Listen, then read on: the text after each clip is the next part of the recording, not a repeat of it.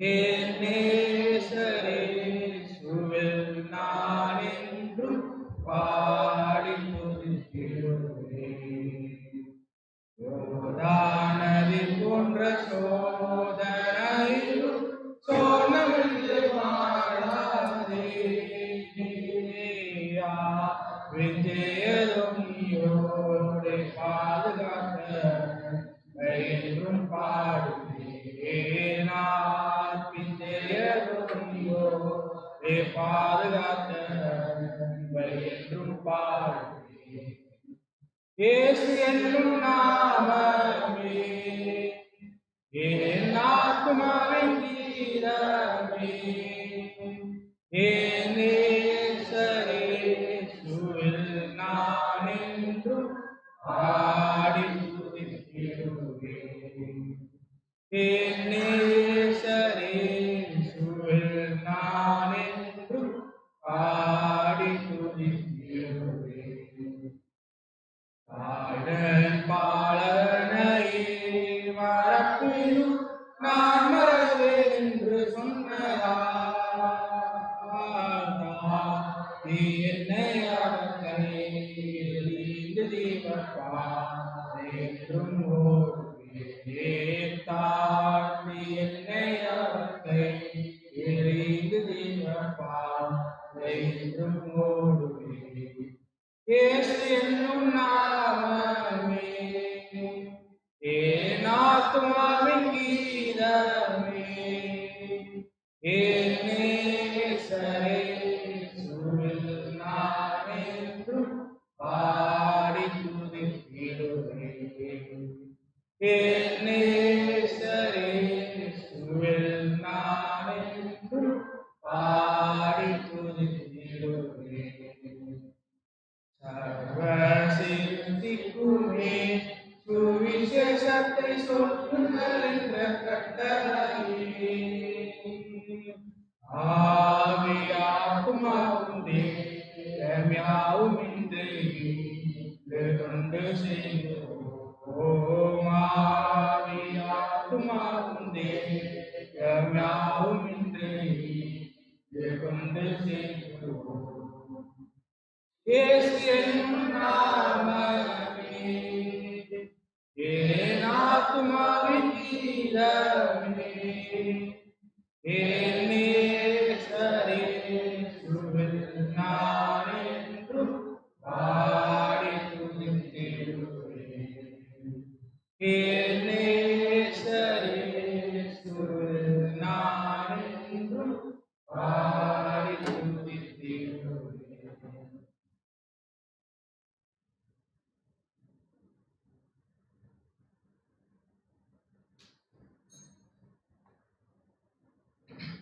తెలుగు పాఠశాల 177 తమిళ 225 పాడుతున్నాం. తెలుగు 177 తమిళ 225. गे आजी परुगे लहो मानवा नयमानु पुष्टि गईक मानवा इक निल्वरा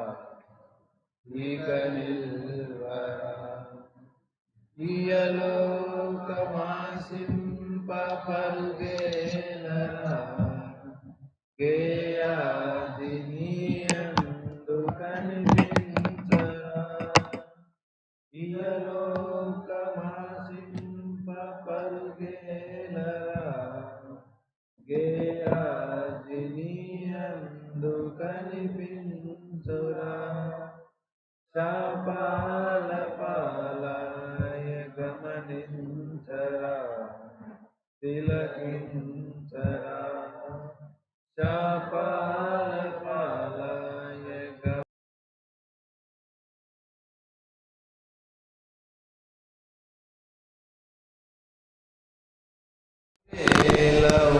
మానవా నయమాను పుష్టి గైక మానవా ఇక నిల్వరా ఆశించే ఆకాను బంగారము నశించిపోయేను తనవారితో ఆశించే ఆకాను బంగారము నశించిపోయేను తనవారితో ఆకాను శోకాలు మనకెందుకో ప్రభునందుకో ఆకాను శోకాలు మనకెందుకో ప్రభునందుకో గేహాజి పరుగేలవు మానవ నయమాను పుష్టిగైక మానవ ఇక నిల్వరా ఇక నిల్వరా మన పౌరసత్వంబు పరమందున ప్రభు యేసు వసగేను తన ప్రేమన మన పౌరసత్వంబు పరమందున ప్రభు యేసు వసగేను తన ప్రేమన ఇహలోక భాగ్యాలు మనకేలను మనసేలను ఇహలోక భాగ్యాలు మనకేలను మనసేలను గేహాజి పరుగేలవు మానవ నయమాను కుష్టిగైక మానవ ఇక నిల్వరా ఇక నిల్వరా.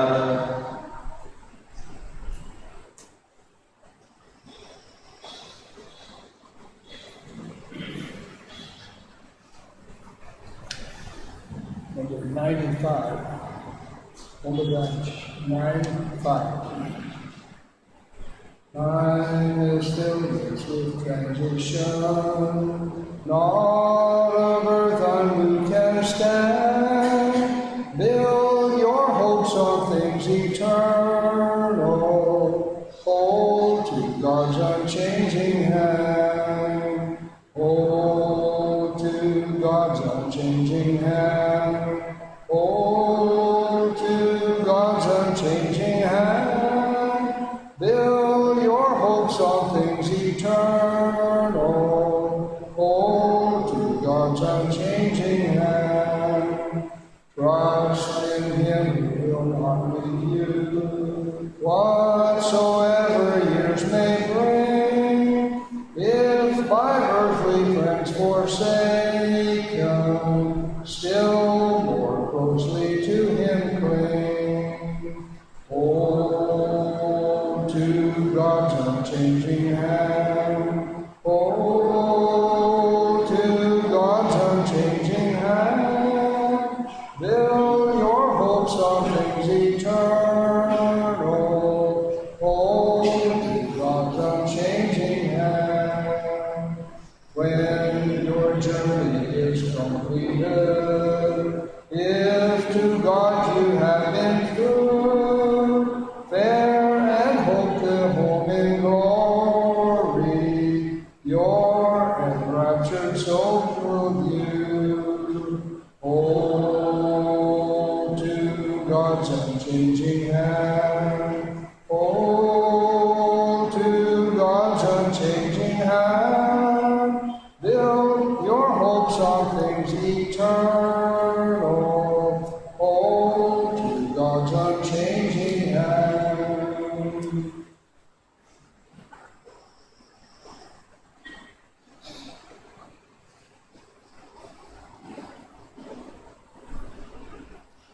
இரண்டாவது ஜெபத்தை நமக்காக வழங்கிய சைமன் அவர்கள்.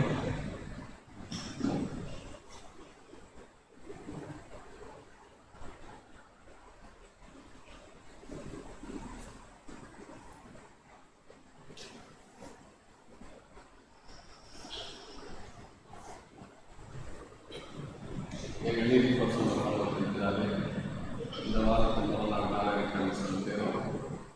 இதாவது இந்த வேலையில் தொடர்ந்து ஆசிரியரை கற்றுக்கொள்ள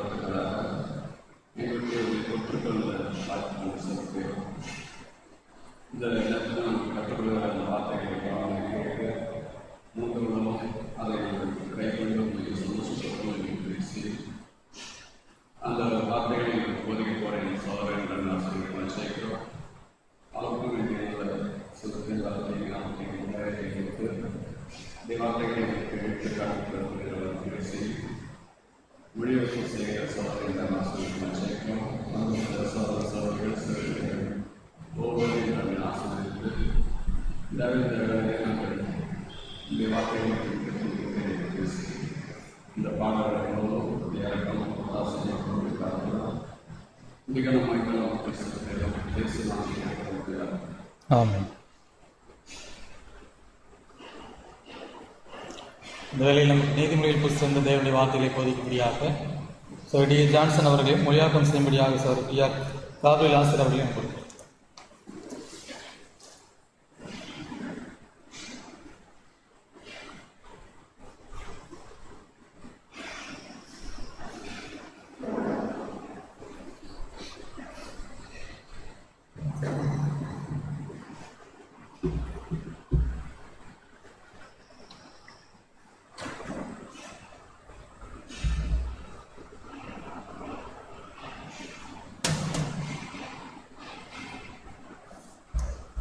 When we mention the word Proverbs, we generally think immediately of wisdom.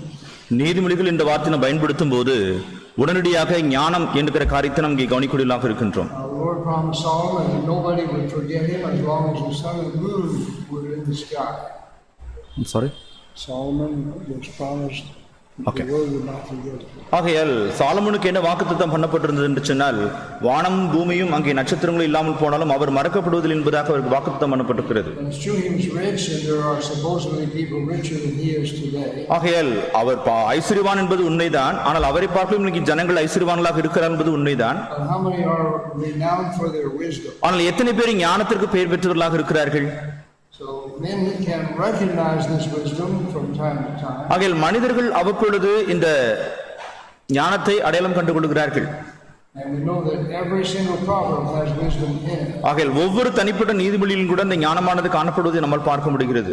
Men have tried to see the pattern of these proverbs. மனிதர்கள் இந்த நீதிமொழிகள் அமைக்கப்பட்டிருக்கிற விதங்களை கவனிக்கூடியவர்களாக இருக்கிறார்கள். So far I have not figured it out. ஆனால் இதுவரைக்கும் நான் அதை கண்டுபிடித்திருக்கவில்லை. I know he has emphasized righteousness for the first chapters 10 through 16. 10ஆம் அதிகாரம் முதல் 16ஆம் அதிகாரம் வரைக்கும் அவர் நீதியை வலியுறுத்துவதாக நாம் ஓரளவு நாம் கண்டுபிடிக்கின்றோம். And he's also emphasized judgment after that. அதற்கு பிறகு அவர் நியாயத்தை குறித்து அதிகமாக வலியுறுத்தி கொண்டிருக்கிறார். So there is some kind of organization that we can find. ஆகையால் ஒரு வகையான அங்கே நிர்வாக அமைப்பை நம்மால் பார்க்க முடிகிறது. God gave the Proverbs. ஆனால் தேவன் நீதிமொழிகளை கொடுத்திருக்கிறார். And Solomon organized. சாலமோன் அதை ஒழுங்கமைத்திருக்கிறார். All right, Proverbs 21 verse 7. நீதிமொழி 21:7 துன்மார்க்கர் நியாயம் செய்ய மனதில்லாது இருக்கிறபடியால் அவர்கள் பால் கடிக்கப்பட்டு போவார்கள். So robbers, of course, are not the same as thieves.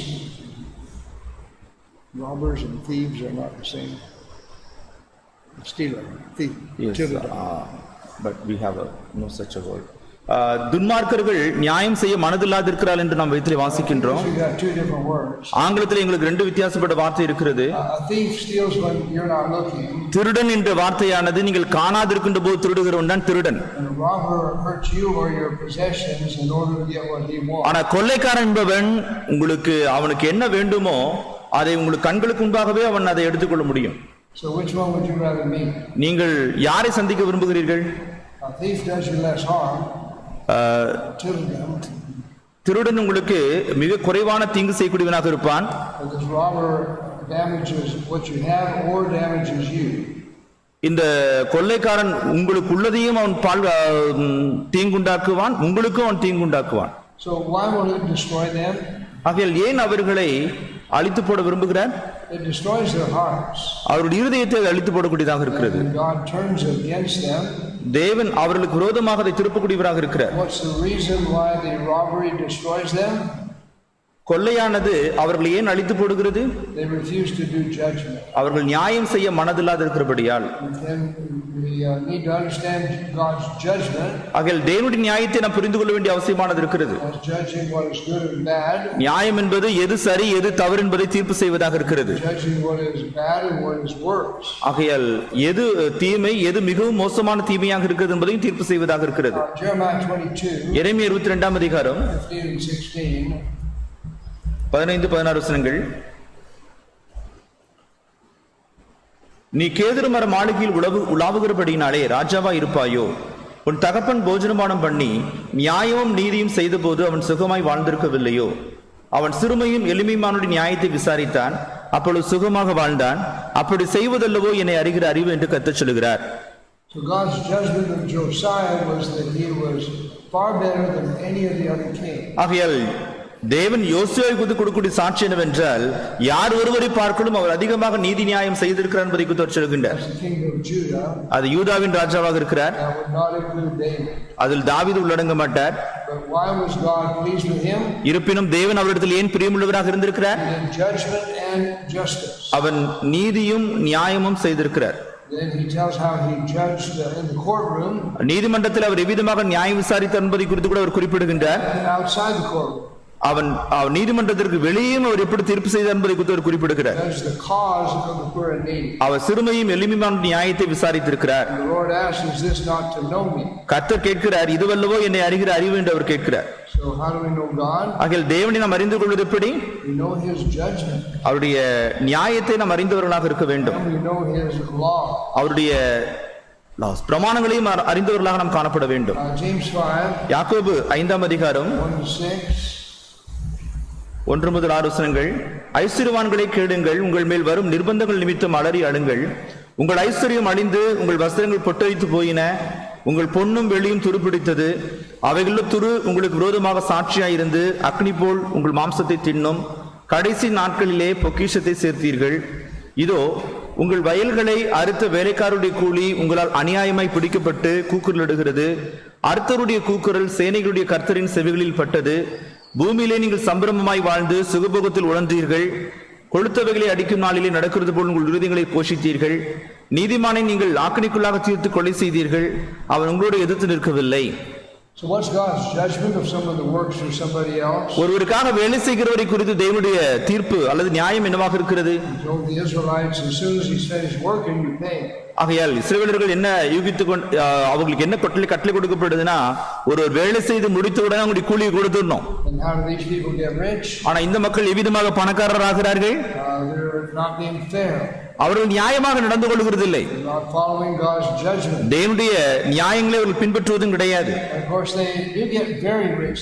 அவர்கள் இவ்விதமாக மிகவும் ஐஸ்வர்யவான்களாக கூடியவர்களாக இருக்கிறார்கள்.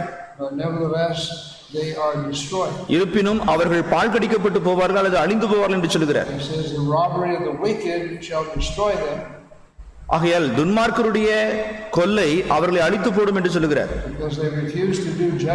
அவர்கள் நியாயம் செய்ய அவர்கள் மனதில்லாது இருக்கின்றபடியினால் ஆகையால் நாம் நியாயம் செய்வோமானால் நாம் பால் கடிக்கப்பட்டு போக மாட்டோம். நீதிமொழிகள் 21:8. குற்றமுள்ளவன் தன் வழிகளில் மாறுபாடுள்ளவன், சுத்தமுள்ளவனோ தன் கிரியில் செம்மையானவன். இங்கே மறுபடியும் ஒரு பொதுவான ஒரு விதிமுறையானது இங்கு இருக்கிறது. ஆகையால் மூடன் தன்னுடைய பார்வையில் செம்மையானவனாக இருக்கிறான் என்று சொல்கிறார். மூடன் தன்னுடைய பார்வையில் சுத்தவானாகவும் இருக்கின்றான். இதை மனிதனுக்கு அவர் ஒப்பிட்டு பேசுகிறார். மனிதர்கள் தங்களுடைய பார்வையில் சுத்தமானவர்களாக இருக்கிறார்கள். இருப்பினும் தேவன் அவர்கள் எவ்விதமாக தீர்ப்பு செய்யக்கூடியவராக இருக்கிறார். மறுபடியும் தேவனுடைய தீர்ப்பு அல்லது அவருடைய நியாயம் இருக்கிறது. மனிதர்கள் தேவனுடைய நியாயங்களை பின்பற்றாமல் தங்களுடைய கண்களை குருடாக்கிக் கொள்கிறார்கள். தேவன் குருடர் அல்ல. ஆகையால் மனுஷனுடைய வழி அங்கே கோணலும் மாறுபாடுமாக இருக்கிறது. 1 யோவான் 5ஆம் அதிகாரம். இன்றைக்கு மனிதன் தன்னுடைய வழிகளிலே மாறுபாடுள்ளவனாகவும் கோணலுள்ளவனாக ஏன் இருக்கிறான்? 1 யோவான் 5ஆம் அதிகாரம் 18-19 வசனங்கள். தேவனால் பிறந்த எவனும் பாவம் செய்யான் என்று அறிந்திருக்கிறோம். தேவனால் பிறந்தவன் தன்னை காக்கிறான், பொல்லாங்கன் அவனை தொடான். நாம் தேவனால் உண்டாயிருக்கிறோம் என்றும் உலகம் முழுவதும் பொல்லாங்கனுக்குள் கிடக்கிறது என்றும் அறிந்திருக்கிறோம். So some are born of God in verse 18. வசனம் 18ஆம் வசனப்படி ஒருவன் தேவனால் பிறந்திருப்பான் என்று சொன்னால் அவன் மற்ற எல்லாரையும் போல இருப்பானா? மற்றவர்கள் தங்களுடைய பார்வையில் சுத்தவானாக இருக்கிறார்கள். ஆனால் தேவன் அவர்கள் எவ்விதமாக தீர்ப்பு செய்யக்கூடியவராக இருக்கிறார். ஏன்? தேவன் அவர்களை ஒரு நோக்கத்திற்காக சிருஷ்டித்திருக்கிறார். ஒருவன் தேவனால் பிறந்த எவனும் அந்த விதிமுறைகளை பின்பற்றக்கூடியவனாக இருக்கிறான். ரோமர் 10ஆம் அதிகாரம் We know verses 2 and 3 well. 2-3 வசனங்களை நன்கு அறிந்திருக்கிறோம். தேவனை பற்றி அவர்களுக்கு வைராக்கியம் உண்டு என்று அவர்களை குறித்து சாட்சி சொல்லுகிறேன். ஆகிலும் அது அறிவுக்கேற்ற வைராக்கியம் அல்ல. எப்படி என்றால் அவர்கள் தேவநீதி அறியாமல் தங்கள் சுயநீதியை நிலைநிறுத்த தேடுகிறபடியால் தேவநீதிக்கு கீழ்ப்படியாது இருக்கிறார்கள். So why do they have a zeal for God? தேவனுக்காக அவங்க ஏன் அவ்வளவு வைராக்கியமா இருக்கிறாங்க? They don't intend to do God's will. அவங்க தேவனுடைய சித்தத்தின்படி எல்லாம் செய்ய அவங்க திட்டமிடுறது கிடையாது. More willing to make up their own laws and follow them. அவர்கள் தங்களுக்கென்று சட்டத்திட்டங்களை ஏற்படுத்திக் கொண்டு அதை பின்பற்றுவதற்கு தான் அவர்கள் மனதாக இருக்கிறார்கள். Why do they have a zeal for God? அப்படின்னா தேவனுடைய விஷயத்துல அவங்க ஏன் அவ்வளவு வைராக்கியமா இருக்கிறாங்க? They're hoping God will serve them in their own purpose. அவங்க என்ன யோசிக்கிறாங்கன்னா தங்களுடைய சொந்த நோக்கத்திற்கு தேவன் தங்களை சேவிப்பார் என்று எண்ணிக்கொண்டிருக்கிறார்கள். So are they doing judgment? அவர்கள் நியாயம் செய்கிறார்களா? Not at all. செய்கிறதே கிடையாது. They're not interested in God's judgment. அவர்கள் தேவனுடைய நியாயத்தில் அவர்கள் விருப்பம் கொள்வதும் கிடையாது. Proverbs 20 verse 11. நீதிமொழிகள் 20ஆம் அதிகாரம் வசனங்கள் 11. How do we know if man's following God's judgment or not? ஒரு மனிதன் தேவனுடைய நியாயத்தை பின்பற்றுகிறானா இல்லையா என்று நாம் தெரிந்து கொள்வது எப்படி? பிள்ளையானாலும் அதன் செய்கை சுத்தமோ செம்மையோ என்பது அது நடக்கையினால் விளங்கும். And what do we find in the children? நாம் பிள்ளைகளிடத்தில் நம்ம என்ன கண்டுபிடிக்கின்றோம்? Sometimes they're good, sometimes they're following judgment. சில நேரத்தில் நல்லதும் சில நேரத்தில் நியாயங்களை பின்பற்றுவது நம்மால் கண்டுபிடிக்க முடிகிறது. And sometimes they're the other way. ஆனால் மற்ற வழியிலும் கூட நம் பிள்ளைகளிடத்தில் நாம் கண்டுபிடிக்க முடியும். But as the child grows, ஒரு பிள்ளை வளருகின்ற பொழுது you can tell what he is by what he does. அது என்ன செய்கிறதோ அதை வைத்து அந்த பிள்ளையை நாம் தெரிந்து கொள்ள முடியும். If he follows God's judgment, he will not be destroyed. தேவனுடைய நியாயங்களை அது பின்பற்றுமானால் அது பாழ்கடிக்கப்பட்டு போகாது. But everybody else is strange and froward. ஆனால் மற்ற எல்லோருமே வினோதமானவர்களும் மாறுபாடுள்ளவர்களுமாக தான் இருக்கிறார்கள். Psalms 58 verse 3. சங்கீதம் 58:3. சங்கீதம் 58:3. துன்மார்க்கர் கர்ப்பத்தில் உற்பவித்தது முதல் பேதலிக்கிறார்கள், தாயின் வயிற்றில் பிறந்தது முதல் பொய் சொல்லி வழி தப்பி போகிறார்கள். So they following God's laws? அவர்கள் தேவனுடைய பிரமாணங்களை பின்பற்றுகிறார்களா? No, they're going astray as soon as they're born. இல்லை அவர்கள் பிறந்தவுடனே பேதலித்து போகிறார்கள் என்று சொல்கிறார். We found this kind of people. இவ்வகையான மக்களை இன்னைக்கு நாம் கண்டுபிடிக்கிறோம் தான். Seems there's nothing you can do with them. அவங்கள வச்சு நீங்க ஒண்ணும் பண்ண முடியாதுதான். But nevertheless they start out speaking lies. இருந்தாலும் அவங்க பொய் சொல்லி துவக்கத்திலிருந்தே பொய் சொல்லுவாங்க. Ecclesiastes 7. பிரசங்கி 7 27 to 29. 27-29. காரியத்தை அறியும்படிக்கு ஒவ்வொன்றாய் விசாரணை பண்ணி இதோ இதை கண்டுபிடித்தேன் என்று பிரசங்கி சொல்லுகிறான். என் மனம் இன்னும் ஒன்றை தேடுகிறது, அதை நான் கண்டுபிடிக்கவில்லை. 1000 பேருக்குள்ளே ஒரு புருஷனை கண்டேன், அவர்கள் எல்லோருக்குள்ளும் ஒரு ஸ்திரீயை நான் காணவில்லை. இதோ தேவன் மனுஷனை செம்மையானவனாக உண்டாக்கினார், அவர்களோ அநேக உபாயத்தந்தர்களை தேடிக்கொண்டார்கள், இதை மாத்திரம் கண்டேன். தேவன் தேடிக்கொண்டிருக்கிற அதே வகையான மக்களை தான் இங்கே சாலமோனும் தேடிக்கொண்டிருக்கிறார். உண்மையுள்ள மனிதர்களை அவர் கண்டுபிடிக்க விரும்புகிறார். தன்னுடைய சட்டத்திட்டங்களை பின்பற்ற வேண்டும் என்று அவர் விரும்புகிறார். ஆனா வசனம் 29 தேவன் எல்லா மனிதனையும் செம்மையானவனாக தான் உண்டாக்கி இருக்கிறார். அவர்களுக்கு மனதையும் இருதயத்தையும் கொடுக்கிறார். அவருடைய செய்கையை கவனிச்சு பார்க்கிறார். அவருடைய செய்கை என்னது என்பதை பார்க்கின்ற போது அந்த மனிதன் இன்னான் என்று அவர் அறிந்து கொள்கிறார். அவர் என்ன கண்டுபிடிக்கிறார்? பெரும்பாலான மனிதர்கள் மாறுபாடு உள்ளவர்களாகவும் வினோதமானவர்களாக இருக்கிறார்கள் கண்டுபிடிக்கிறார். பிரசங்கி 9ஆம் அதிகாரத்திலே சாலமோன் இன்னும் கூடுதலாக விவரிக்கூடியவராக இருக்கிறார். 3வது வசனம் பிரசங்கி 9:3. எல்லாருக்கும் ஒரே விதமாக சம்பவிக்கிறது, சூரியனுக்கு கீழே நடக்கிறது எல்லாவற்றிலும் எல்லாருக்கும் ஒரே விதமாக சம்பவிக்கிறது, சூரியனுக்கு கீழே நடக்கிறது எல்லாவற்றிலும் விசேஷ தீங்காம். ஆதலால் மனுபுத்திரன் இருதயம் தீமையினால் நிறைந்திருக்கிறது, அவர்கள் உயிரோடு இருக்கும் நாளளவும் அவர்கள் இருதயம் பைத்தியம் கொண்டிருந்து பின்பு அவர்கள் செத்தவரிடத்திற்கு போகிறார்கள். So we can understand why God was repented that he had made man. மனிதனை தேவன் உண்டாக்கினதற்காக ஏன் மனம் திரும்பினார் என்பதை குறித்து நாம் கவனிக்க முடியும். There are some exceptions. அங்கே சில விதிவிலக்கானவர்கள் இருக்கிறார்கள். We need to be some of those exceptions. அந்த விதிவிலக்கான சிலரில் நாம் ஒருவராக இருக்க வேண்டும். The heart of the sons of men generally is full of evil. மனுஷருடைய இருதயம் பெரும்பாலும் தீமையினால் நிறைந்திருக்கிறது. And madness is in their heart. அவருடைய இருதயத்திலே பைத்தியம் இருக்கிறது. And after that they die. அந்த பைத்தியத்துக்கு அப்புறம் செத்துறாங்க அவங்க. It's not a very pretty picture after they die. அவங்க மரித்த பிற்பாடு அவர்களுக்கு ஒரு நலமான காட்சியாக இருக்காது. So we need not be forward and strange. ஆகையால் நாம் அங்கே வினோதமானவர்களாகவும் அங்கே மாறுபாடுள்ளவர்களாகவும் இருக்கக்கூடாது. God's looking for those that are pure. தேவன் சுத்தமுள்ளவர்களை தான் தேவன் எதிர்பார்த்து கொண்டிருக்கிறார். Proverbs 21 verse 9. நீதிமொழிகள் 21:9 சண்டைக்காரியோடு ஒரு பெரிய வீட்டில் குடியிருப்பதை பார்க்கிறோம், வீட்டின் மேல் ஒரு மூலையில் தங்கியிருப்பதை நலம். This is not a very nice picture here. இது ஒரு அருமையான காட்சியாக இருக்கிறது இல்லைங்க. Where's the corner of the house top? ஒரு வீட்டின் மூலை என்பது எங்க இருக்கிறது? Well, we got one there that's no covering. இப்போ எந்த ஒரு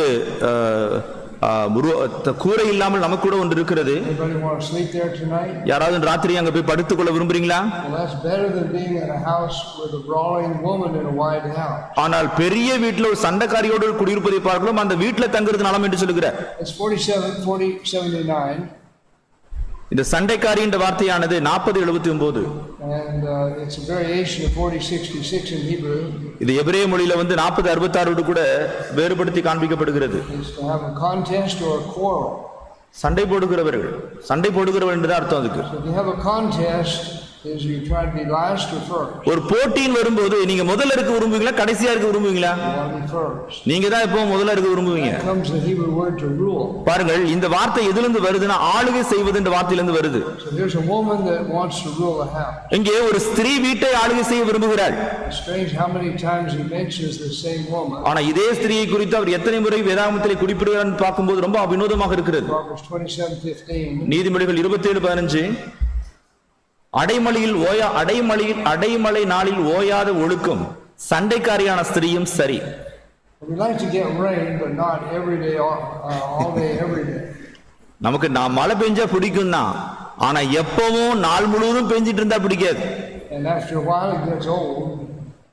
அப்படியே கொஞ்ச நாள் போயிடுச்சுன்னா அது பழசாயிடும். So that's what this woman's like. இந்த ஸ்திரீயும் அப்படித்தான் இருக்கிறாள். Is she submitting to God's authority? அவள் தேவனுடைய அதிகாரத்துக்கு கீழ்ப்படுகிறாளா? Proverbs 19:13. நீதிமொழிகள் 19:13 மூடனாகிய மகன் தன் தகப்பனுக்கு மிகுந்த துக்கம், மனைவியின் சண்டைகள் ஓயாத ஒழுக்கு. All right, this time he compares it not to a constant rain but just a dripping rain. இந்த முறை அவர் தமிழ்ல ஒரே வார்த்தை பயன்படுத்தி இருக்காங்க, ஆனா அங்க தண்ணி ஊத்துறத பத்தி பேசுறாரு, இங்க துளி சொட்டு போடுறத பத்தி பேசுறாரு. Now nobody likes to have hard rain all the time. எல்லா நேரமும் அடைமழையை யாரும் விரும்ப மாட்டாங்க. What about this just light rain? ஆனா லேசான மழையை பற்றி என்ன? That's what this is. அந்த வார்த்தை தான் இங்க இருக்கிறது. Proverbs 21:19. நீதிமொழிகள் 21:19 சண்டைக்காரியும் கோபக்காரியுமான ஸ்திரீயுடன் குடியிருப்பதை பார்க்கணும், வனாந்திரத்தில் குடியிருப்பது நலம். All right, a wilderness not a very nice place. வனாந்திரமும் ஒரு அருமையான இடமா இருக்காது. He says that's better than being with this kind of woman. ஆனா இவ்வகையான ஸ்திரீயோட குடியிருக்கிறதை பார்க்கலாம், அங்க இருக்கிறது நலம் அப்படின்னு சொல்றாரு. Proverbs 25:24. நீதிமொழிகள் 25:24 சண்டைக்காரியோடு ஒரு பெரிய வீட்டில் குடியிருப்பதை பார்க்கணும், வீட்டின் மேல் ஒரு மூலையில் தங்குவதை நலம். That's almost the same as verse 19. ஏற்கனவே 19ஆம் வசனம் சொல்ற மாதிரி தான் இதுவும் சொல்றாரு. So the Lord has given authority to the man. கர்த்தர் புருஷருக்கு அதிகாரம் கொடுத்திருக்கிறார். And the woman that's going to rule is a very difficult thing to deal with. ஆனால் ஒரு ஸ்திரீ ஆளுகை செய்ய விரும்புவாளானால் அவளோடு காரியம் நடப்பிப்பது கஷ்டம்தான். What does God think of this kind of person? இவ்வகையான What does God think of this kind of person? Okay, இவ்வகையான நபரை குறித்து தேவன் என்ன நினைக்கின்றார்? 2 Samuel 6. 2 சாமுவேல் 6ஆம் அதிகாரம் tells us clearly what he thinks of that. இந்த நபரை குறித்து தேவன் என்ன எண்ணுகிறார் என்பதை தெளிவா சொல்றார். 20-23. 2 சாமுவேல் 6:20-23 தாவீது தன் வீட்டாரை ஆசீர்வதிக்கிறதற்கு திரும்பும் போது சவுலின் குமாரத்தியாகிய மீகாள் தாவீதுக்கு எதிர்கொண்டு அற்ப மனுஷரில் ஒருவன் தன் வஸ்திரங்களை கலற்றி போடுகிறது போல இன்று தம்முடைய ஊழியக்காரருடைய பெண்களின் கண்களுக்கு முன்பாக தம்முடைய வஸ்திரங்களை உரிந்து போட்டிருந்த இஸ்ரவேலின் ராஜா இன்று எத்தனை மகிமைப்பட்டிருந்தாள் என்றாள். அதற்கு தாவீது மீகாளை பார்த்து, உன் தகப்பனை பார்க்கலும் அவருடைய எல்லா வீட்டாரை பார்க்கலும் என்னை இஸ்ரவேலாகி கர்த்தருடைய ஜனத்தின் மேல் தலைவனாக கட்டளையிடும்படிக்கு தெரிந்து கொண்ட கர்த்தருடைய சமூகத்திற்கு முன்பாக ஆடி பாடினேன். இதை பார்க்கலும் இன்னும் நான் நீசனும் என் பார்வைக்கு அர்ப்பனும் ஆவேன். அப்படியே நீ சொன்ன பெண்களுக்கும் கூட மகிமையாய் விளங்குவேன் என்றான். அதனால் சவுலின் குமாரத்தியாகி மீகாளுக்கு மரணம் அடையும் மட்டும் நாள் பிள்ளை இல்லாதிருந்தது. So David was rejoicing before God with all his might. அங்கே தன்னுடைய மிகுந்த வல்லமை நிமித்த வல்லமை கொண்டு அங்கே தாவீது தேவனுக்கு முன்பாக மிக மகிழ்ச்சியாக சந்தோஷமாக இருக்கிறார். She didn't agree with his judgment. ஆனால் தாவீதுடைய நியாயத்தில் அவள் ஒத்து போல. So then she mocked him. அவள் அவனை பரியாசம் பண்ணுகிறாள். And how did David respond? தாவீது அவளுக்கு எப்படி பதில் சொன்னாரு? So God has given me authority over you, Michael.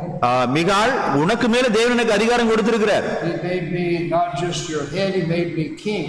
உனக்கு மேல நீ தலைவனாக அல்ல, ராஜாவாகவே கட்டளையிட்டு இருக்கிறார். I'm ruling over all the people of Israel by the Lord's authority. கர்த்தருடைய அதிகாரத்தை கொண்டு இஸ்ரவேல் அனைத்தின் மேலும் நான் ராஜாவாக ஆளுகை செய்து கொண்டிருக்கிறேன். And he says, I'll yet be more vile than this. சொல்றாரு, இன்னும் நான் நீசனமான ஆகுவேன் அப்படின்னு சொல்றாரு. I'll be honored by the people even if I'm dishonored by you. நான் உன்னால் அவமானப்படுத்தப்பட்டாலும் கூட மக்களால் மகிமைப்படுவேன் என்று சொல்கிறார். So what did the Lord think of that? கர்த்தர் இதை குறித்து என்ன எண்ணினார்?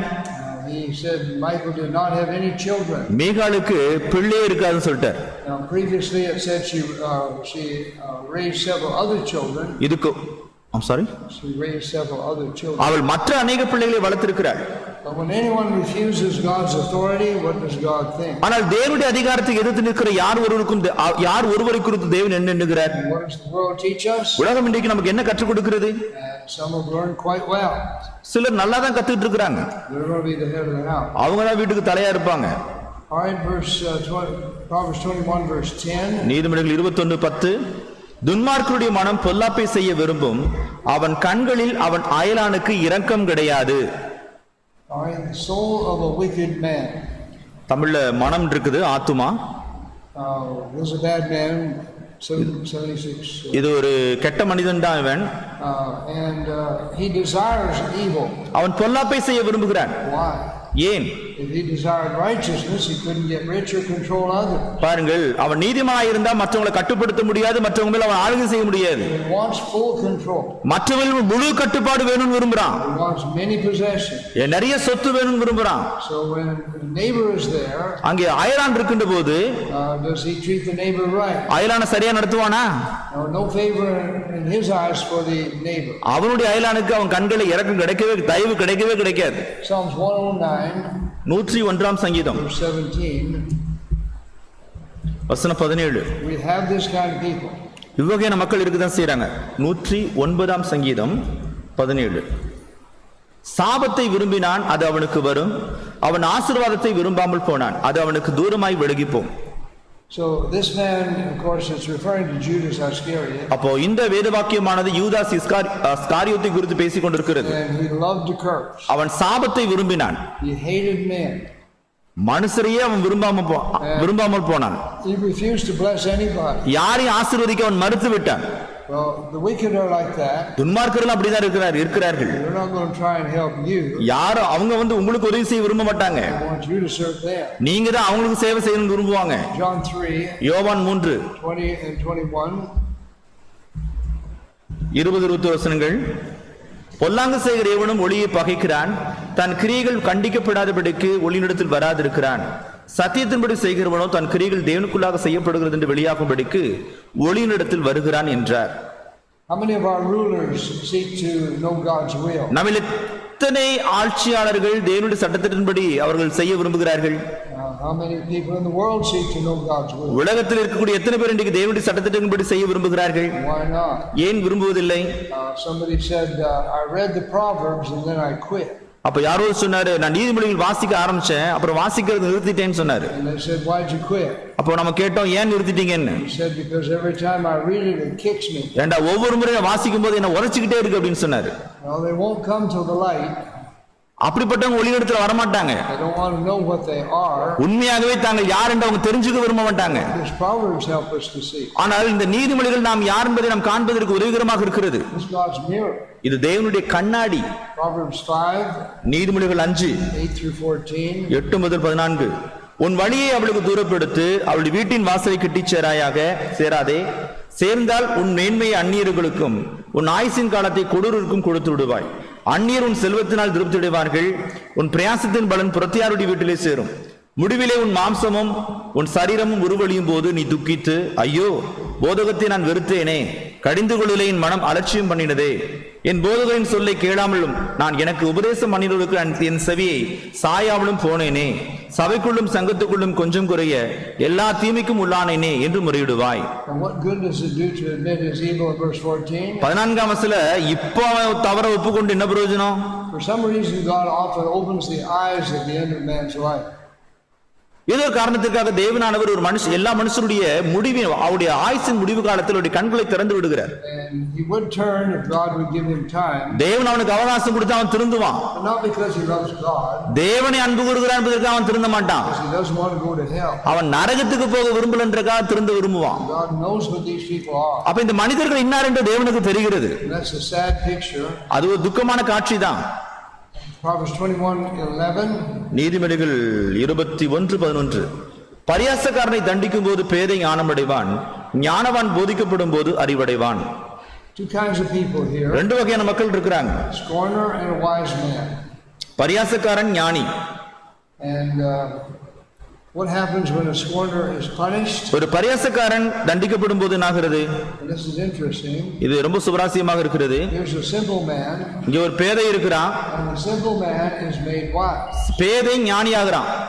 Until he sees this punishment, what does he think? இந்த தண்டனை அவன் பார்க்கிற வரைக்கும் அவன் தன்னை குறித்து என்ன நினைச்சிட்டு இருக்கிறான்? He accepts everything. அவன் எல்லாத்தையும் ஏற்றுக்கொண்டிருக்கிறான். There's a man being wicked. இங்க ஒரு மனிதன் துன்மார்க்கனாக இருக்கிறான். Simple man accepts it. பல மனிதர்கள் ஏற்றுக்கொள்றாங்க.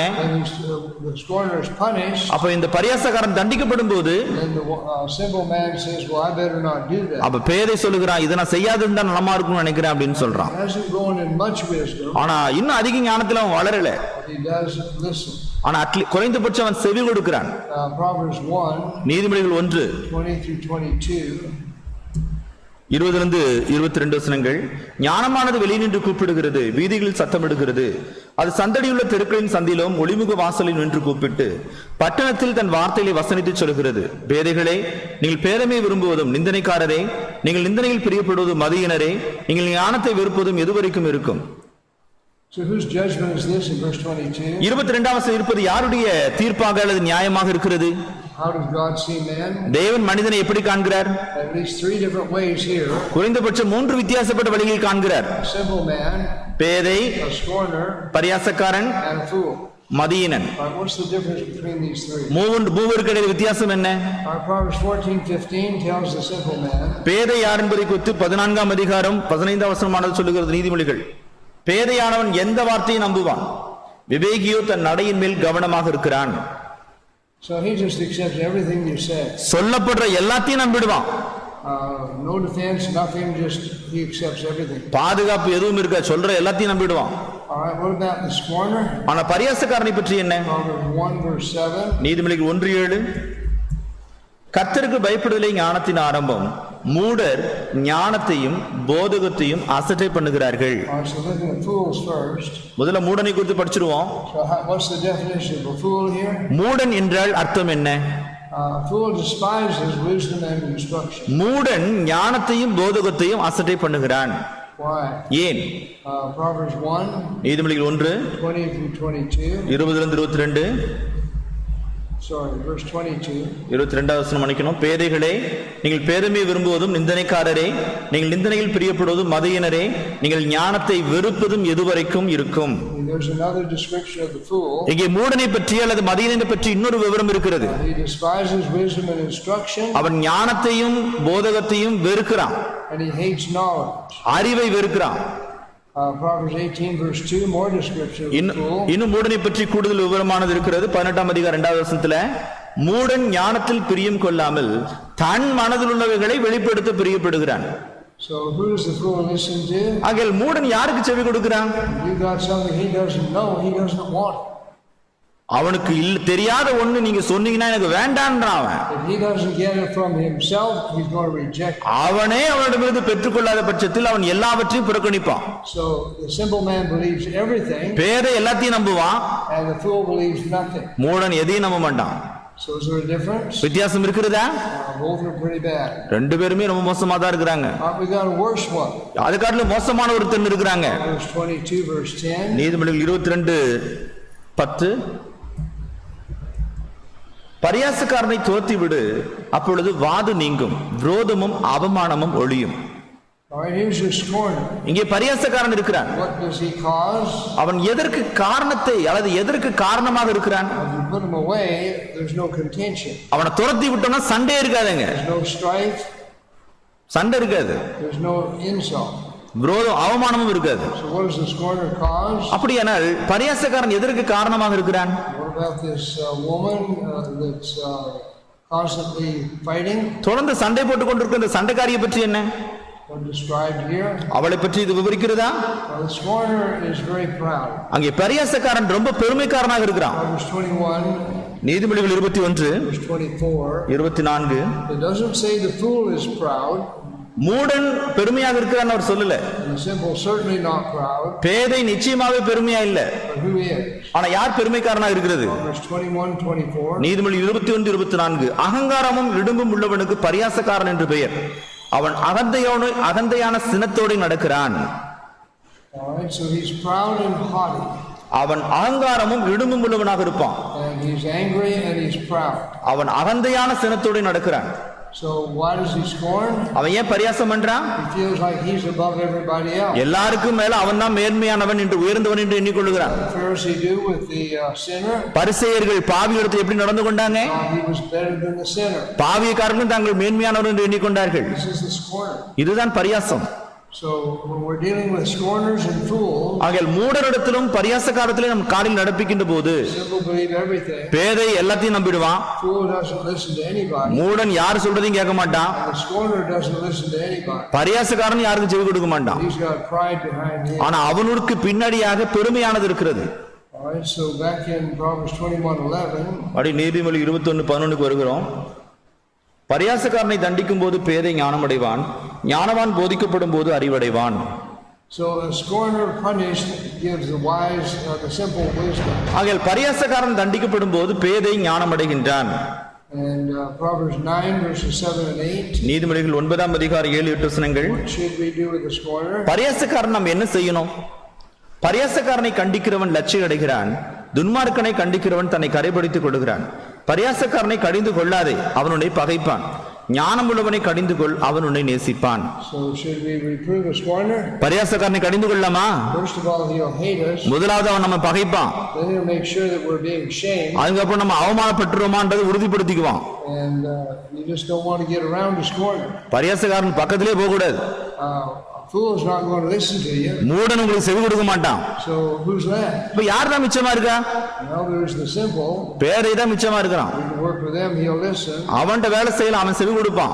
He needs to get a little wisdom. ஆனா அவனுக்கு கொஞ்சம் ஞானம் பெற்றுக்கொள்ள வேண்டிய அவசியமானது இருக்கிறது. Proverbs 14 verse 6. நீதிமொழிகள் 14:6. Does the scorner value wisdom? பரியாசக்காரன் ஞானத்தை மதிப்பானா? பரியாசக்காரன் ஞானத்தை தேடியும் கண்டுபிடியான், புத்தியுள்ளவனுக்கு அறிவு லேசாய் வரும். He seeks wisdom. அவன் ஞானத்தை தேடுகிறான். Why? ஏன்? He sees the power of it. அதனுடைய வல்லமை அவன் காணக்கூடியவனாக இருக்கிறான். Will God give it to him? ஆனா தேவன் அவனுக்கு ஞானத்தை கொடுப்பாரா? Not at all. கொடுக்க மாட்டார். God opposes the proud. தேவன் பெருமைக்காரருக்கு எதிர்த்து நிற்கிறார். Proverbs 15 verse 12. நீதிமொழிகள் 15:12. பரியாசக்காரன் தன்னை கடிந்து கொள்ளுகிறவனை நேசியான், ஞானவானிடத்தில் போகவும் மாட்டான். The scorner can't find wisdom. Why? பரியாசக்காரன் ஏன் ஞானத்தை கண்டுபிடியான்? His pride thinks he's above everybody. அவனுடைய பெருமையானது எல்லாரையும் பார்க்கலாம் அவன் தான் பெரியவனாக இருக்கிறான் என்று எண்ணிக்கொள்வதற்கு ஏதுவாக இருக்கிறது. He's going to listen to a wise man. அவன் ஞானிக்கு செவி கொடுப்பானா? Where does he seek for his wisdom? அவன் ஞானத்தை எங்கே தேடுறான்? Like the fool, he tries to get it from himself. பேதைய ஒரு மூடனை போல தன்னிடத்திலேயே அவன் ஞானத்தை தேடிக்கொள்வான். No one's wiser than a scorner. பரியாசக்காரனுக்கு முன்னாடி வேற எவனும் ஞானி கிடையாது. All right, and Proverbs 26 verses 4 and 5. நீதிமொழிகள் 26:4-5. மூடனுக்கு அவன் மதீனத்தின்படி மறு உத்தரவு கொடாதே, கொடுத்தால் நீயும் அவனை போடாவாய். மூடனுக்கு அவன் மதீனத்தின்படி மறு உத்தரவு கொடு, கொடாவிட்டால் அவன் தன் பார்வைக்கு ஞானியாய் இருப்பான். So do we need to discern who we're talking to? நாம் யார்கிட்ட பேசிட்டு இருக்கிறோம் நிதானிச்சு பார்த்து பேசணும். If a man's a scorner, we're not to rebuke him at all. ஒரு மனுஷன் பரியாசக்காரனா இருந்தா அவனை கடிந்து கொள்ளவே கூடாது. What about a fool?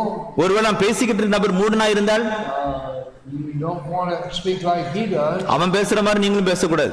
And you can take his arguments and argue with him with his argument. அவனுடைய விவாதத்தை எடுத்துக்கொண்டு அவனுடைய விவாதத்தை கொண்டு நீங்க அவன்கிட்ட விவாதிச்சீங்கன்னா Will he listen to you? உங்களுக்கு செவி கொடுப்பானா? He's going to come out on top. இல்ல அவன் தான் எப்பவும் மேல இருக்கணும்.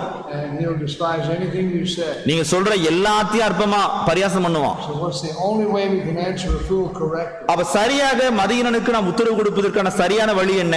You need to answer him so he sees that he is a fool.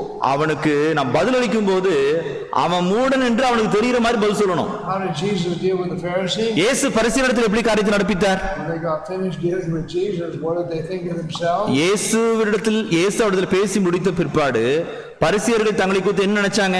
They may not have agreed, but everybody listening knew they were fools. ஆனால் அவங்களுக்கு ஒருவேளை அதை ஒப்புக்கொள்ளாம இருக்கலாம். ஆனால் அவர்களுக்கு ஒருவரும் செவி கூடாது இருக்கின்ற போது தாங்கள் மூடன் என்பதை அவங்க ஒப்புக்கொண்டாங்க. ஒவ்வொரு முறையும் தேவன் இயேசு கிறிஸ்துவுடைய வாயை அடைத்திருக்கிறார். எல்லா மக்களுக்கும் அது தெரியும். பரிசேயர் என்ன செஞ்சாங்க? இவரை கொல்றதுக்கு ஏதாவது ஒரு வழி கண்டுபிடிக்கணும் அவங்க முயற்சிட்டாங்க. ஒரு மனிதனுடைய ஞானத்துக்கு நம்ம பதில் சொல்ல முடியும், அவனை கொன்றணும் இல்லையா? நீதிமொழிகள் 21 2ஆம் அதிகாரம் 1 முதல் 6 வசனங்கள். அது போல வாசிக்க போறது இல்ல, பலமுறை வாசித்திருக்கிறோம். கர்த்தருக்கு பயப்படுதலை நாம் புரிந்து கொள்வதற்கு இவை எல்லாவற்றையும் நாம் செய்ய வேண்டியிருக்கிறது. வசனம் 3 நம்முடைய சிருஷ்டிகளிடத்திலே அறிவுக்காகவும் புத்திக்காகவும் சத்தமிட்டு அழைக்கணுன்றார். தேவனுடைய ஞானம் நம்முடைய கரத்தில் இருக்கிறது என்பது உண்மைதான். ஆனால் உணர்ந்து கொள்ள இல்லாமல் அது நமக்கு என்ன செய்யும்? ஆகையால் நாம் முழுவதும் யாரை சார்ந்திருக்கின்றோம்? நாம் தேவனை தேடினால் அவர் பலனளிக்கிறார் என்று விசுவாசிக்க வேண்டும். ஆகையால் எப்படி சிருஷ்டிகரை பிரியப்படுத்துவது என்பதை நாம் அறிந்து வைத்திருக்க வேண்டும். அவருடைய சித்தத்தை செய்ய வேண்டும். அவர் நம்மிடத்தில் கிரியை செய்வார். ஆனால் அவருடைய சித்தத்தின்படி நாம் செய்ய விரும்பவில்லை என்றால் நாம் இருக்கிற நிலையிலே இருந்துட்டு ஒரு நாள் அவருடைய பாதத்துக்கு கீழாக்கி போடப்படுவோம். நீதிமொழி 21:12. நீதிபரர் துன்மார்க்குடைய வீட்டை கவனித்து பார்க்கிறார், துன்மார்க்கரை தீங்கில் கவிழ்த்து போடுவார். So a righteous man is considering a wicked man. நீதிபரர் துன்மார்க்குடைய வீட்டை கவனித்து பார்க்கிறார். And what does he see? என்ன பார்க்கிறார்? He sees that God overthrows the wicked for their wickedness. துன்மார்க்கரை துன்மார்க்கத்தில் தேவன் கவிழ்த்து போடுவார் என்பதை அவர் கவனித்து பார்க்கிறார். Now it doesn't happen right away. இது உடனே நடந்துராது. But the righteous man wisely considers the wicked man's house. ஆனால் நீதிமான் துன்மார்க்குடைய வீட்டை ஞானமாய் கவனித்து பார்க்கிறார். Job 21. யோபு 21 7-13. 7-13. God had given Job understanding. தேவன் யோபுவுக்கு உணர்ந்துகொள்ளலை கொடுத்திருந்தார். துன்மார்க்கர் ஜீவித்து விருத்தராகி வல்லவராவானேன், அவரோடு கூட அவர்கள் சந்ததியார் அவர்களுக்கு முன்பாகவும் அவர்கள் பிள்ளைகள் அவர்கள் கண்களுக்கு முன்பாகவும் தொடப்படுகிறார்கள். அவர்கள் வீடுகள் பயமில்லாமல் பத்திரப்பட்டிருக்கும். தேவனுடைய மிலாறு அவர்கள் மேல் வருகிறதில்லை. அவருடைய எருது பொழிந்தால் வீணாய் போகாது. அவருடைய பசு சினை அழியாமல் இணுகிறது. அவர்கள் தங்கள் குழந்தைகளை ஒரு மந்தை போல் வெளியே போக விடுகிறார்கள். அவர்கள் பிள்ளைகள் குதித்து விளையாடுகிறார்கள். அவர்கள் தம்புரையும் சுரமண்டலத்தையும் எடுத்து பாடி கிண்ணறத்தின் ஓசைக்கு சந்தோஷப்படுகிறார்கள். அவர்கள் செல்வான்களாய் தங்கள் நாட்களை போக்கி ஒரு க்ஷண பொழுதிலே பாதாளத்தில் இறங்குகிறார்கள். அவர்கள் okay got it. So how many bad things happen to these wicked people? இந்த துன்மார்க்கர்களுக்கு எவ்வளவு கெட்ட விஷயங்கள் நடக்கும்? They're not in trouble like other men. மற்ற மனுஷருக்கு வரக்கூடிய வருத்தங்கள் அவங்களுக்கு வரவே வராது. பணக்காரனாகிட்டு போயிட்டே இருப்பாங்க. They don't consider anybody else but themselves. தங்களை தவிர வேற யாரை பத்தி யோசிக்க மாட்டாங்க. Everything looks good and then suddenly one day they're gone. அவங்க எல்லாம் சிறப்பா இருக்கும், ஒரு நாள் திடீர்னு போயிடுவாங்க. And don't turn there, but Psalm 73 describes the same thing. திருப்ப வேண்டாம், சங்கீதம் 73ஆம் சங்கீதம் இதைத்தான் சொல்லுகிறது. So we don't need to be unhappy when a wicked man gets rich. அப்ப துன்மார்க்கன் பணக்காரன் ஆகும்போது நம்ம அதுக்கு அதிருப்தி அடைய கூடாது. We just need to know that one day he'll be gone. ஒரு நாள் அவன் போய்டுவான் அப்படின்னு தெரிஞ்சுக்கணும். Psalms 37. சங்கீதம் 37. Let's read 7-13. 7-13 வரை வாசிப்போம். கர்த்தரை நோக்கி அமர்ந்து அவருக்கு காத்திரு, காரிய சித்தி உள்ளவன் மேலும் தீவினைகள் செய்கிற மனுஷன் மேலும் எரிச்சலாகாதே. கோபத்தை நெகிழ்ந்து உக்கிரத்தை விட்டுவிடு. பொல்லாப்பு செய்ய ஏதுவான எரிச்சல் உனக்கு வேண்டாம். பொல்லாதவர்கள் அறுப்புண்டு போவார்கள், கர்த்தருக்கு காத்திருக்கிறவர்களோ பூமியை சுந்தரித்துக் கொள்வார்கள். இன்னும் கொஞ்சம் நேரம்தான், அப்பொழுது துன்மார்க்கன் இரான். அவன் ஸ்தானத்தை உற்று விசாரித்தாயானால் அவன் இல்லை. சாந்த குணமுள்ளவர்கள் பூமியை சுந்தரித்து மிகுந்த சமாதானத்தால் மனமகிழ்ச்சியாய் இருப்பார்கள். So we see their prosperity. அவர்களுடைய வளத்தை அல்லது செல்வத்தை அங்கே காணக்கூடியவர்களாக இருக்கிறோம். In verse 10, வசனம் 10 சொல்றாரு, after a little while they're not. இன்னும் கொஞ்ச நேரம் தான், அவன் இருக்க மாட்டான். And the wise man wisely considers this man's house. ஆகையால் நீதிமான் அவனுடைய வீட்டை கவனமாய், அது ஞானமாய் கவனித்து பார்க்கிறார். And then verse 11, what happens to those that are meek? ஆனால் சாந்த குணமுள்ளவர்களுக்கு என்ன சம்பவிக்கும்? வசனம் 11. This is the word humble here. சாந்த குணம் என்ற வார்த்தை தான் தாழ்மை என்பதாக இருக்கிறது. English has meek and humble. Yes, Tamil also. அப்போ தமிழ்ல சாந்தத்தை தாழ்மையை சாந்தம் சொல்லி இருக்கிறாங்க. English translation is meek, but it's actually humble. அப்போ தமிழ்லயும் ஆங்கிலத்திலயும் சாந்தம் என்று மொழிபெயர்த்திருக்கிறாங்க. ஆனா இது தாழ்மை. இது Which earth are the humble going to inherit? தாழ்மையுள்ளவர்கள் எந்த பூமியை சுந்தரித்துக் கொள்வார்கள்? And who are these humble? இந்த தாழ்மையுள்ளவர்கள் யாரு? Those are the ones that obey God. தேவனுக்கு கீழ்ப்படிபவர்கள். And the wicked now plots against the righteous. ஆகையால் துன்மார்க்கன் நீதிமானுக்கு விரோதமாக தீங்கு நினைப்பான். And what the Pharisees do with Jesus? பரிசேயர்கள் இயேசுவிடத்தில் விஷயத்தை என்ன செஞ்சாங்க? They hated him. அவங்க அவரை பகைச்சாங்க. And verse 13. வசனம் 13. Now we can't do this, but the Lord can. பாருங்க, இது நாம செய்யக்கூடாது, ஆனா கர்த்தர் செய்யலாம். The Lord laughs at this man because he sees his day is coming. கர்த்தர் இந்த மனிதனை பார்த்து நகைக்கிறார். இரண்டாவது நாள் வருகிறது என்று அவர் அறிந்திருக்கிறார். Ecclesiastes 8. பிரசங்கி 8ஆம் அதிகாரம் 9-13. இவை எல்லாவற்றையும் நான் பார்த்து சூரியனுக்குள்ளே செய்யப்படும் எல்லா கிரிகளையும் சிந்தித்தேன். ஒரு மனுஷன் தனக்கே கேடுண்டாக வேறொரு மனுஷனை ஆளுகிற காலமும் உண்டு. பரிசுத்த ஸ்தலத்துக்கு போக்குவரவு செய்து துன்மார்க்கர் அடக்கம் பண்ணப்பட்டதை கண்டேன். அவர்கள் அப்படி செய்து வந்த பட்டணத்திலே மறக்கப்பட்டு போனார்கள். இதுவுமாயே துர்க்கிரைக்கு தண்டனை சீக்கிரமாய் நடவாதபடியால் மனுப்புத்தின் இருதயம் பொல்லாப்பை செய்ய அவர்களுக்குள்ளே துணிகரம் கொண்டிருக்கிறது. பாவி 100 தரம் பொல்லாப்பை செய்து நீடித்து வாழ்ந்தாலும் என்ன, தேவனுக்கு அஞ்சி அவருக்கு முன்பாக பயந்திருப்பவர்களே நன்றாய் இருப்பார் என்று அறிந்திருக்கிறேன். துன்மார்க்கனும் நன்றாய் இருப்பதில்லை. அவன் தேவனுக்கு முன்பாக பயப்படாதிருக்கிறபடியால் நிழலை போல் இருக்கிறவனுடைய வாழ்நாள் நீடித்திருப்பதும் இல்லை. So Solomon is looking at all men. எல்லா மனுஷர்களை குறித்து சாலமோன் பார்க்கக்கூடியவராக இருக்கிறார். And he narrows into the wicked in verse 10. குறிப்பாக வசனம் 10 அவர் துன்மார்க்கனை குறித்து பேசிக் கொண்டிருக்கிறார். And they are pretending to be religious. அவர்கள் தங்கள் தேவபக்தி உள்ளவர்கள் போல் நடிச்சிட்டு இருக்காங்க. They die. அவங்க மரிக்கிறாங்க. Their name is forgotten. அவருடைய பேர் மறக்கப்பட்டு போகிறது. And then verse 11. வசனம் 11. Why are men wicked throughout their life? மனிதர்கள் தங்களுடைய வாழ்க்கை முழுவதும் ஏன் துன்மார்க்கனாக இருக்கிறார்கள்? Because the sentence against an evil work is not immediately executed. என்றால் துர்க்கிரைக்கு தக்க தண்டனை உடனடியாக சீக்கிரமாய் நடவாதபடியினால். So we get away with doing wrong. நாம் தவறு செஞ்சு ஒருவேளை தப்பிச்சுக்கிட்டே இருக்கலாம். Probably do it over and over. நாம் திரும்ப செய்ய வாய்ப்பு இருக்கிறது. And like the Lord said, he knows his day is coming. கர்த்தர் இங்கே சொல்லுகிறவனமாக அவருடைய நாட்கள் அங்கே சீக்கிரம் வருகிறது என்று தான் சொல்றாரு. And verse 12, even if he does his wickedness, அங்கே அவன் தன்னுடைய துன்மார்க்கத்திலே அவன் நீடித்து வாழ்ந்தாலும் சரி, he's not going to live longer. அவன் ரொம்ப நாள் உயிரோடு இருக்க போறதில்லை. Verse 13, வசனம் 13. it will not be well with the wicked. துன்மார்க்கர்கள் நன்றாய் இருப்பதில்லை. So we shouldn't ever envy those that are wicked. ஆகையால் ஒரு காலம் துன்மார்க்கராய் இருப்பவர்கள் மேல பொறாமை கொள்ளக்கூடாது. It looks pretty good for them on earth. அவங்க பூமியில ரொம்ப சந்தோஷமா இருப்பாங்க.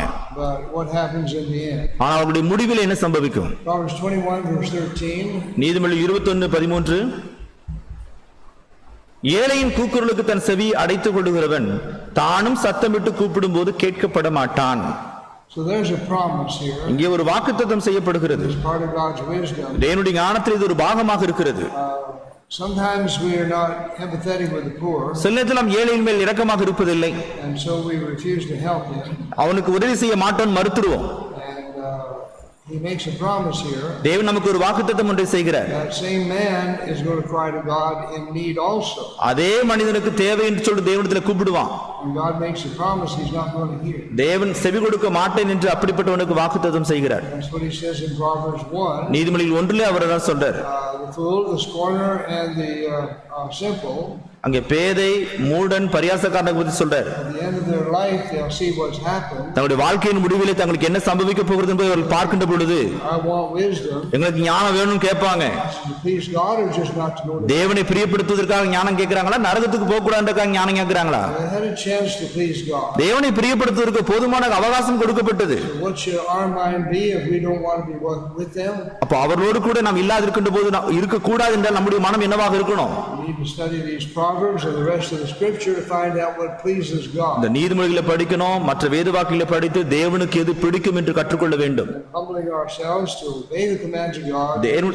தேவனுடைய கட்டளைகளுக்கு கீழ்ப்படியத்தக்கதாக, அவரை பிரியப்படுத்தத்தக்கதாக இந்த கட்டளைகளுக்கு நாம் கீழ்ப்படிய வேண்டும். Having wisdom to know the commands is pleasing to Him. பாருங்கள், இந்த கட்டளைகளை அறிந்து கொண்டு அவரை பிரியப்படுத்துவதற்கு நாம் வகை தேட வேண்டும்.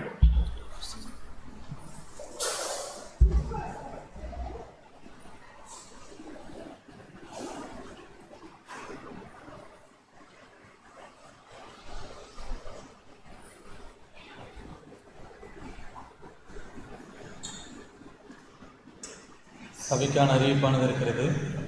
நம்முடைய சகோதரி சங்கீதா அவர்களுக்கு நல்லதொரு வேலை கிடைக்கத்தக்கதாக அவர்கள் ஜெபிக்கும்படியாக கேட்டுக்கொண்டிருக்கிறார்கள். ஆகவே அவர்களுக்காக ஜெபிக்கும்படியாக அன்போடு கேட்டுக்கொள்கின்றோம். இறுதியாக நமக்காக ஜெபிக்கும்படியாக சில டேனியல் அவர்கள் அனுப்பினார்.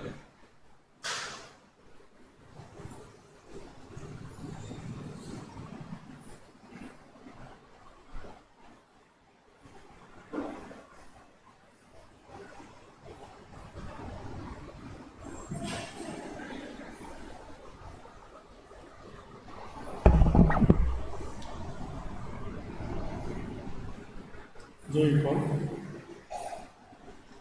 ஒருவரும் சேரக்கூடாத வழியில் வாசம் செய்கிற என்று சொல்லுகிறாவே, ஆசீர்வதிக்கப்பட்ட வாரத்தின் முதல் நாளிலே மீண்டுமாக நாங்கள் ஒன்று கூடி உங்களுடைய வார்த்தையினாலே நாங்கள் பிதாவே நாங்கள் உள்ளான மனிதனிலே வளர்வதற்கு நாங்கள் இருதயமானது ரூபிக்கப்படவும் சத்தியத்திலே நடக்கவும் பிதாவே இது செய்த நாம் உதவிக்காக நன்றி செலுத்துகிறோம்.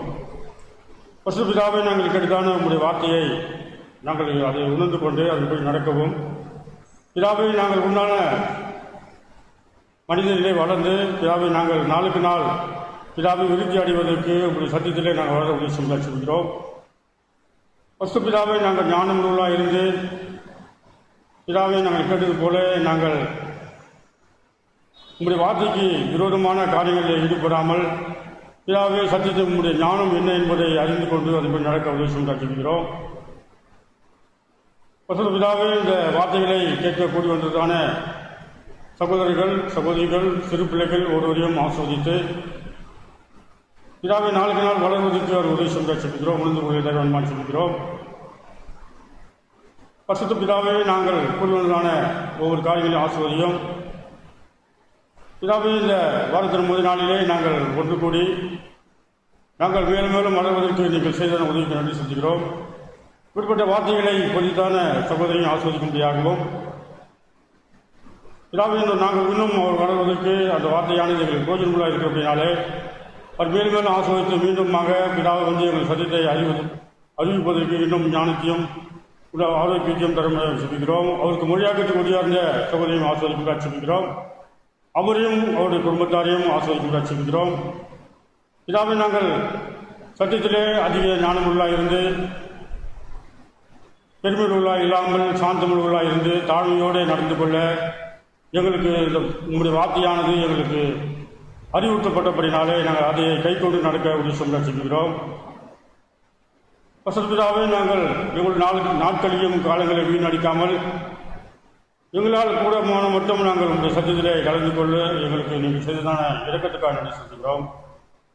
தொடர்ந்து உங்களுடைய ஆசீர்வாதமானது நாங்கள் பெற்றுக்கொள்ள எங்களை தகுதிப்படுத்த வேண்டுமா சொல்கிறோம். நாங்களும் தகுதியுள்ளவர்களாய் வளர உங்களுடைய சத்தியத்தை கைக்கொள்ள உதவி செய்யும். இதான் உங்களுடைய சத்தியத்தை நாங்கள் தேடி ஆராய்ந்து கண்டுபிடித்து சத்தியத்துக்கு கீழ்ப்படித்தக்கதான சட்டத்திட்டங்களுக்கு கீழ்ப்படித்தக்கதான இதயத்தை தேட வேண்டுமா சொல்கிறோம். துவக்கம் முதல் முடிமட்டமாய் உங்களுடைய ஆசீர்வாதமானது எங்களோடு இருந்ததுக்காக நன்றி செலுத்துகிறோம். கடந்து போவதான அவருடைய வீடுகளுக்கு கடந்து போவதான காரியங்களிலே இதாவோடு கூட இருந்து ஒருவரையும் ஆசிரியமாக சொல்கிறோம். பலவீனமாக இருக்கிறதான ஒரு சகோதரர்களுக்காகவும் சகோதரிக்காகவும் வேண்டிக்கொள்கிறோம். அவர்களுடைய சுகவீனங்களை நீக்கி போட்டு அவர்கள் பலவீனங்களை நீக்கி போட்டு பலப்படுத்தாமல் சொல்கிறோம். ஜெபிக்க சொன்ன சகோதரர்களுக்காகவும் அவர்கள் வேலைக்காகவும் ஜெபிக்கிறோம். அவர்களுக்கும் நல்ல பிதாவையும் சுத்தமானவர்கள் அது வேலையை கிடைக்க உதவி செய்கிறோம். ஆஸ்வதிப்பராக தொடர்ந்து உங்களுடைய ஆசீர்வாதமானது எங்களோடு இருக்கட்டும். நன்மை என்ன தீமை என்பதை பகுத்தறியத்தக்கதான ஞானத்தையும் புத்தியும் தந்தை எங்கள் வழிநடத்தல் மாற்றிக்கிறோம். இந்த விண்ணப்பங்கள் யாவற்றையும் உங்கள் குமாரனாகிய இயேசு கிறிஸ்து நாமத்தாலே வேண்டிக் கொள்கிறோம். நல்ல பிதாவே.